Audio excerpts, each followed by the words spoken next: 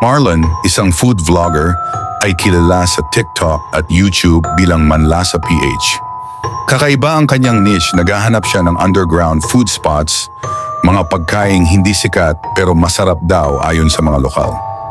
Isang araw may nag-message sa kanya, "Kung tunay kang matapang sa pagkain, subukan mo ang karinderiyang ito sa may lumang palengke sa Santa Cruz. Hanapin mo lang si Nanay Dita, hindi mo to malilimutan."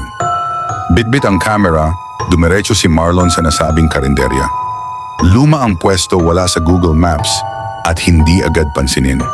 Pero pagpasok niya, napansin niyang maraming kumakain tahimik, walang nagsasalita, pero lahat ay parang gutom na gutom.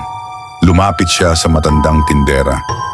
"Anong bestseller niyo, Nay?" tanong niya. Ngumiti si Nanay Dita.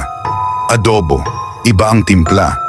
Habang kumakain si Marlon, napamangha siya sa lasa.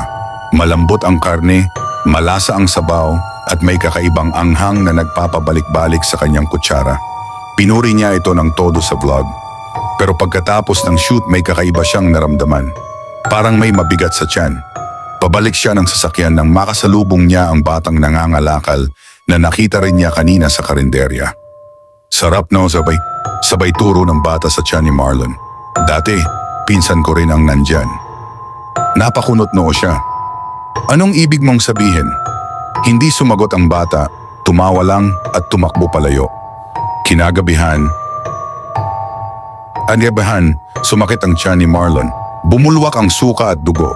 Sa hospital, habang isinusumpong siya ng matinding sakit, nakita sa x-ray na may maliit na piraso ng kuko at buhok sa kanyang bituka. Lumikha ito ng ingay online, binalikan ang footage at sa background ng blog, makikitang may lumang chopping board sa likod ng karinderya at may tattoo ang putol na kamay sa gilid. Sinubukang balikan ang karinderya pero sarado na ito. Walang kahit anong bakas na may tindang pagkain doon.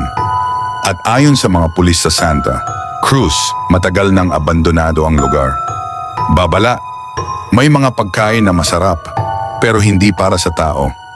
Bago mo i-vlog, tanungin mo muna kung anong klase ang karne.